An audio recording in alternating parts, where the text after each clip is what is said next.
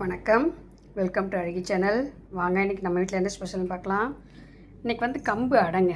இங்கே வருங்க, கம்பு அடை செஞ்சுருக்கேன். ரொம்ப ரொம்ப டேஸ்ட்டாக இருக்குதுங்க. செம்ம டேஸ்ட்டு. ஒரு மணி நேரம் ஊற வச்சா போதும். காலையில் ஊற வச்சு அதில் நிறைய சின்ன வெங்காயம், முருங்கைக்கீரை, அதுக்கப்புறம் எப்பவும் போல் கடுகு உளுத்தம் பருப்பு போட்டு தாளிச்சிருக்கேன். சூப்பராக இருக்குதுங்க, செம்ம டேஸ்ட்டாக இருக்குது. இங்கே வருங்க, சாஃப்டாகவும் இருக்குது, செம்மையாக இருக்குதுங்க. இதில் நீங்கள் ஒரு சட்னி வச்சுக்கலாம். நான் இன்றைக்கி சட்னி வைக்கல. இங்கே வருங்க, லைட்டாக சாப்பிட்டு பார்த்தேன், ரொம்ப டேஸ்ட்டாக இருக்குது. அதுக்கப்புறம் மத்தியானத்துக்கு இன்றைக்கி நம்ம வீட்டில் என்ன ஸ்பெஷல்னால் கத்திரிக்காய் குழம்பு வைக்க போகிறேன். இது ஏன் அப்படியே காமிக்கிறேன்னு கேட்டிங்கன்னா, நம்ம வீட்டு கத்திரிக்காய் தான் ஃபஸ்ட்டு வந்து வச்சுருக்கேன். அதுக்கப்புறம் இங்கே வருங்க, சின்னதாக ஒரு பப்பாளி பழுத்திருக்கு, இது மத்தியானத்துக்கு. அதுக்கப்புறம் முருங்கைக்கீரை பொரியலுங்க. முருங்கைக்கீரை பொரியலும் கத்திரிக்காய் மொச்சக்கொட்டை போட்டு வைக்க போகிறேன். இங்கே வருங்க, மொச்சக்கொட்டை அவிச்சு வச்சுருக்கேன் பாருங்க. இங்கே வருங்க, மொச்சக்கொட்டைனா எனக்கு ரொம்ப ரொம்ப பிடிக்கும். மொச்சக்கொட்டை அவிச்சு வச்சுருக்கேன். மொச்சக்கொட்டை போட்டு எண்ணெய் கத்திரிக்காய் குழம்பு மாதிரி வச்சுட்டு அதுக்கப்புறம் முருங்கைக்கீரை பொரியல் செய்ய போகிறேன். இங்கே யார் யாருக்கெல்லாம் எண்ணெய் கத்திரிக்காய் குழம்பு பிடிக்கும், மொச்சக்கொட்டை போட்டு வச்சா சூப்பராக இருக்குங்க. கல்யாண குழம்பு மாதிரி இருக்கும்.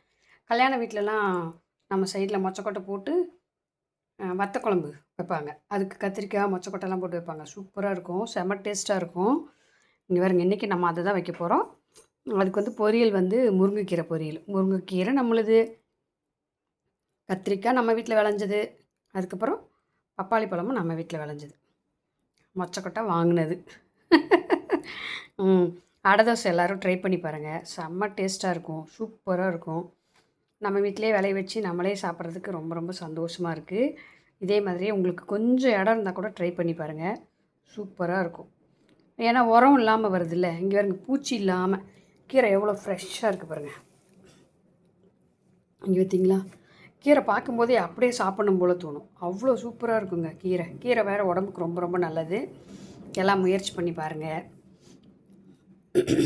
இந்த மாதிரி உரம் இல்லாமல் சாப்பிட்றதுக்கு. வேறு ஒன்றும் இல்லை. என் சேனல் பிடிச்சிருந்துச்சின்னா சப்ஸ்கிரைப் பண்ணுங்கள், லைக் பண்ணுங்கள், ஷேர் பண்ணுங்கள், கமெண்ட் பண்ணுங்கள். வாங்க சாப்பிட்லாம். பாய், அடுத்த வீடியோவில் சந்திக்கலாம்.